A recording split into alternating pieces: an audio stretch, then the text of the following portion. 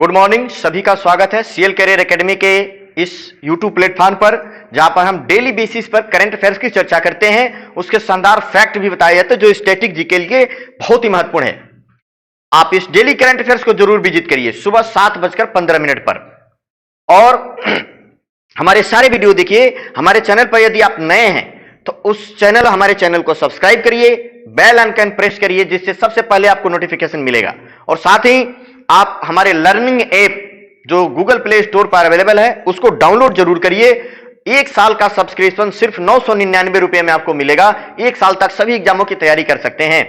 आप उसको डाउनलोड करके देखिए, उसमें बहुत सारे फीचर्स हैं जो करंट अफेयर्स, इतिहास, भूगोल, math, reasoning, Hindi, English, science सभी आप पढ़ सकते हैं। उस पर डेमो वीडियो अवेलेबल है, आप जरूर देखिए।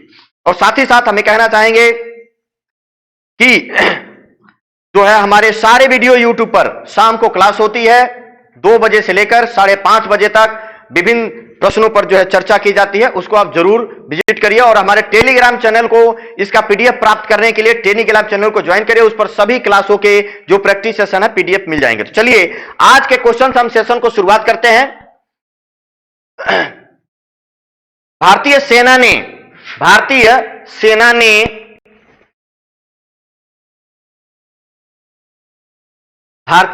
सेना ने अपने आंतरिक संचार के लिए किस नाम से स्वदेशी मैसेजिंग ऐप को लॉन्च किया है?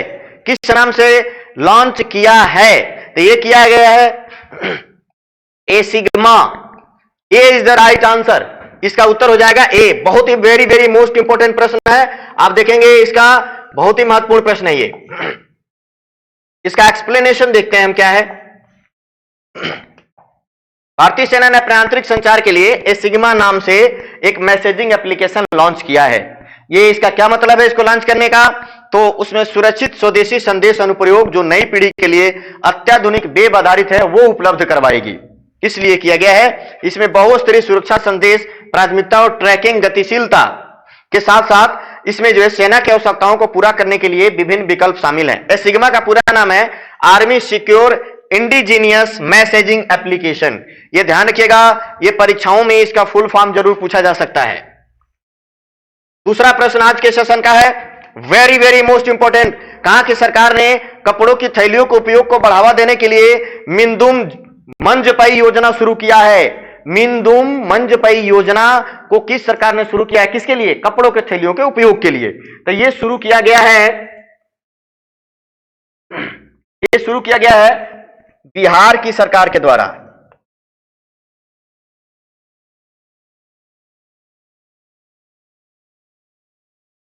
सॉरी, तमिलनाडु की सरकार के द्वारा यह शुरू किया गया है। बिहार नहीं बल्कि तमिलनाडु की सरकार के द्वारा यह शुरू किया गया। C is the right answer. Tamil Nadu की सरकार के द्वारा यह योजना शुरू किया गया है। चलिए, तमिलनाडु की सरकार ने प्लास्टिक की जगह कपड़ों की थैलियों के उपयोग को बढ़ावा देने के लिए मिंदुम मंजपई योजना को शुरू किया है। प्लास्टिक हजारों सालों तक वातावरण में फैला रहता है और वो जल्दी से जो है डिग्रेड नहीं होता, अपघटित नहीं होता, क्योंकि वो नॉन बायोडिग्रेडेबल जो सब्सटेंसेस होते हैं उसका होता है। तो इसीलिए तमिलनाडु की सरकार ने घोषणा किया है कि प्लास्टिक की जगह हम किसका प्रयोग करेंगे? कपड़ों की थैलियों का प्रयोग करेंगे। और उसका कई बार उपयोग हो जाता है कपड़े के थैलियों का। तो इस तरीके से ये योजना लिया गया है और मिंदुम मंजपई योजना इसके लिए शुरू किया गया है। तमिलनाडु की राजधानी चेन्नई है। राज्यपाल आर.एन. रवि है। मुख्यमंत्री हैं एम.के. स्टालिन। ध्यान रखिएगा, आपके डी ग्रुप रेलवे के एग्जामों के लिए बहुत ही महत्वपूर्ण होगा। मुख्यमंत्री, राजधानियां, राज्यपाल। तमिलनाडु की सीमा 3 पड़ोसी देशों के साथ लगती है। कौन कौन से 3 पड़ोसी राज्य कौन कौन से हैं जो लगती है? केरल राज्य, कर्नाटक और आंध्र प्रदेश के साथ, इन 3 राज्यों के साथ जो है इसकी सीमा लगती है। भारत के मुख्य भूमि का दक्षिणी बिंदु कन्याकुमारी किसमें है? तमिलनाडु में है। कन्याकुमारी किसमें आता है? तमिलनाडु में। मन्नार की खाड़ी तमिलनाडु और श्रीलंका के बीच है, ये भी याद रखेंगे आप लोग। मन्नार की खाड़ी जयमंडल रिजर्व तमिलनाडु में ही है। तमिलनाडु का तट जो है मन्नार की खाड़ी जयमंडल रिजर्व भारत का दूसरा सबसे बड़ा जयमंडल रिजर्व है। भारत में कुल 18 जयमंडल रिजर्व है, जिसमें दूसरा सबसे बड़ा है। और सबसे बड़ा जो है वो है कच्छ जयमंडल रिजर्व। 2 मुख्य बंदरगाह यहां है। एक तो है तुतिकोरिन बंदरगाह और एक है चेन्नई बंदरगाह। तो ध्यान रखेंगे, तुतिकोरिन और चेन्नई बंदरगाह दो यहां पे मुख्य बंदरगाह हैं। भारतीय नौसेना के जहाज आईएनएस खुकरी को अभी सेवा मुक्त कर दिया गया है। इस जहाज का निर्माण किसने किया गया है? इस जहाज का निर्माण किसने किया था? किस जहाज का निर्माण किया था? मझगांव डाक शिप बिल्डर्स द्वारा, जो मुंबई में है, मझगांव डाक शिप बिल्डर्स के द्वारा किया गया है। और ये लगभग 32 वर्षों बाद इनको नौसेना ने क्या कर दिया है? सेवा मुक्त कर दिया है। 32 वर्षों बाद सेवा मुक्त कर दिया गया है। यह स्वदेश निर्मित था। यह कॉर्वेट 23 अगस्त 1989 को मझगांव डॉक शिपयार्ड के द्वारा यह बनाया गया था। भारतीय नौसेना के बारे में थोड़ा जानते हैं। भारतीय नौसेना 26 जनवरी 1950 को गठित की गई थी। क्योंकि ये अंग्रेजों के द्वारा बनाई गई थी। अंग्रेजों के द्वारा जो है ये 1612 में ही बना दी गई थी।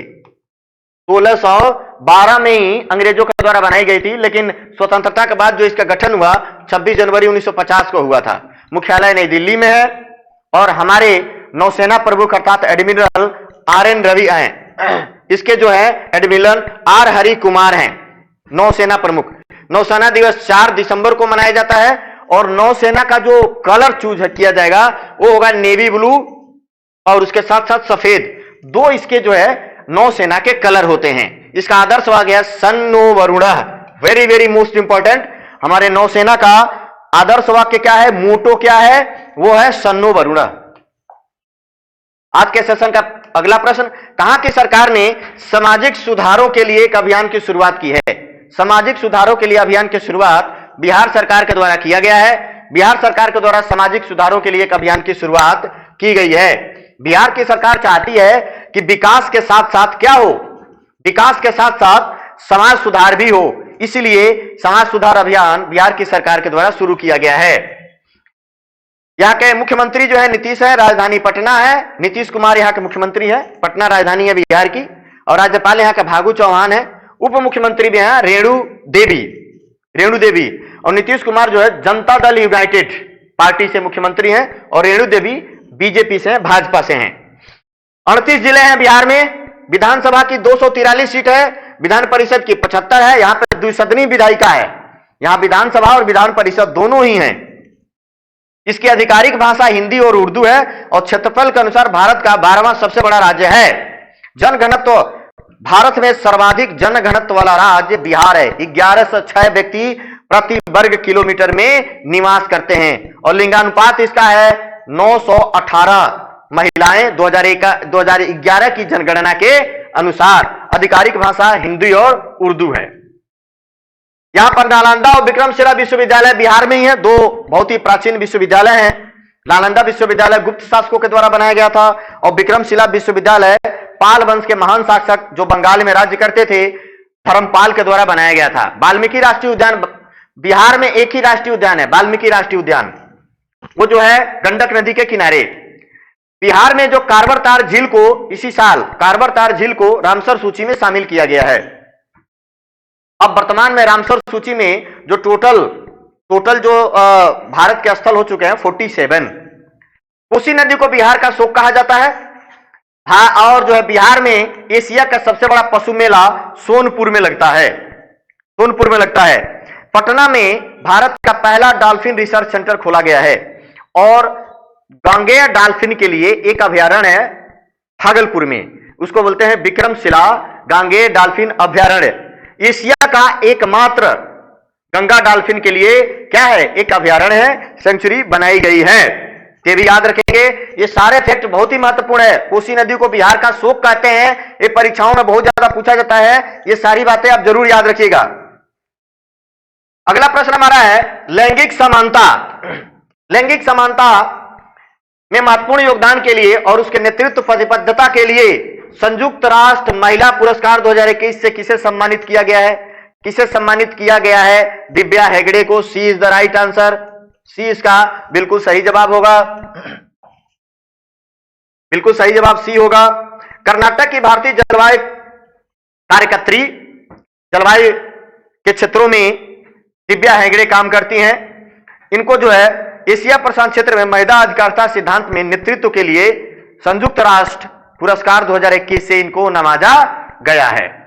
अंतरराष्ट्रीय हॉकी महासंघ द्वारा जारी पुरुषों की जो रैंकिंग जारी की गई है उसमें भारत कौन से स्थान पर है? FIH, federation of international hockey या इंटरनेशनल हॉकी परिसंघ, हॉकी फेडरेशन के द्वारा जो अभी रैंकिंग जारी की गई उसमें भारत कौन से स्थान पर है? तो भारत जो है तीसरे स्थान पर है। भारत की कौन से स्थान पर? तीसरे स्थान पर है।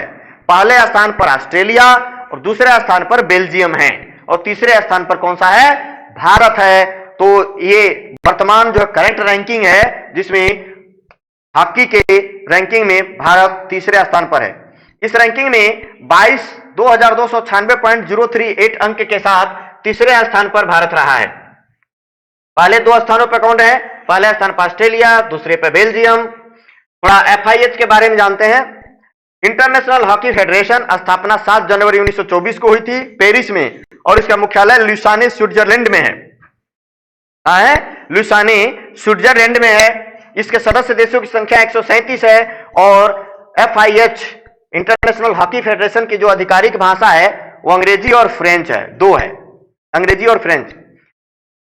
अगला अंतरराष्ट्रीय लेवल का जो हैदराबाद इंटरनेशनल एयरपोर्ट है उससे प्रश्न बना है कि राष्ट्रीय ऊर्जा संरक्षण पुरस्कार 2021 किस हवाई अड्डे को मिला है? राष्ट्रीय ऊर्जा संरक्षण पुरस्कार 2021 के लिए तो हैदराबाद इंटरनेशनल एयरपोर्ट को मिला है। वेरी वेरी मोस्ट, बहुत ही महत्वपूर्ण प्रश्न है, इसको जरूर याद रखिएगा। हैदराबाद इंटरनेशनल एयरपोर्ट लिमिटेड को इस प्रतिष्ठित आवाज पुरस्कार से चुना गया है। यह ऊर्जा दक्षता ब्यूरो द्वारा दिया जाता है और ऊर्जा दक्षता ब्यूरो ने इसको ऊर्जा संरक्षण के लिए इस प्रतिष्ठित पुरस्कार के लिए हैदराबाद इंटरनेशनल एयरपोर्ट को चुना है। कहां की सरकार ने नदियों के सम्मान और संरक्षण के लिए नदी उत्सव अभियान शुरू किया है? ध्यान रखिएगा, नदी उत्सव यह अभियान किस राज्य की सरकार ने शुरू किया है? ये शुरू किया है गुजरात की सरकार ने। B is the right answer. ये इसलिए शुरू किया गया है कि राज्य के विकास में नदियों के योगदान को सम्मानित करने के लिए। हर राज्य में, जिस राज्य में नदियां हैं वहां पर उनके विकास में भारी योगदान देती हैं, जल की उपलब्धता कराती हैं, पीने का जल, सिंचाई का जल, बहुत सारे उद्योग धंधों में जलों का आगमन, उसके साथ वाटर टेबल बनाए रखना, जल ही जीवन है। तो इस तरीके से नदियों के लिए ये सम्मान है क्योंकि राज्य के विकास में नदियों का बहुत बड़ा योगदान है, इसलिए गुजरात की सरकार ने नदी उत्सव अभियान शुरू किया है। ये सब चीज जो है इसीलिए है। गुजरात की राजधानी गांधीनगर है, मुख्यमंत्री भूपेंद्र पटेल हैं और राज्यपाल वहां का आचार्य देवव्रत। आचार्य देवव्रत, ध्यान रखेंगे ये तीनों रेलवे वगैरह के एग्जामों के लिए बहुत ही महत्वपूर्ण होगा। अभी रेलवे के एग्जाम होने वाले हैं। इसका जो है गुजरात का गठन हुआ था 1 मई 1960 में। मुंबई से अलग करके गुजरात राज्य बना था 1960 में। इसकी विधानसभा की 182 सीटें हैं। जो गुजरात का जो अहमदाबाद है वो सूती वस्त्र के लिए दुनिया में बहुत ही प्रसिद्ध है। इसको भारत का मैनचेस्टर कहते हैं। भारत का क्या कहा जाता है? मैनचेस्टर कहा जाता है अहमदाबाद को, सूती वस्त्र के लिए प्रसिद्ध है। गुजरात का जो केवड़िया है नर्मदा जिले में, केवड़िया में ही नर्मदा नदी के किनारे साधु बेट द्वीप पर दुनिया की सबसे ऊंची प्रतिमा statue of unity Sardar Patel की मूर्ति बनाई गई है जिसकी ऊंचाई 182 मीटर है। तो दुनिया के सबसे ऊंची प्रतिमा स्टैच्यू सरदार पटेल की बनाई गई है गुजरात के केवड़िया जो नर्मदा जिले में है, सबसे ऊंची प्रतिमा है। अगला हमारे करंट अफेयर्स का आज का प्रश्न बना है विजय हजारे क्रिकेट ट्रॉफी 2021 के खिताब किस राज्य ने जीता है? तो पहली बार इस ट्रॉफी को जो क्रिकेट में होता है ये हिमाचल प्रदेश ने जीत लिया है। हिमाचल प्रदेश ने जीता है पहली बार। जयपुर के सवाई मानसिंह स्टेडियम में खेले गए खिताबी मुकाबले में हिमाचल ने बीजेडी नियम के आधार पर 11 रनों से जीत दर्ज की थी।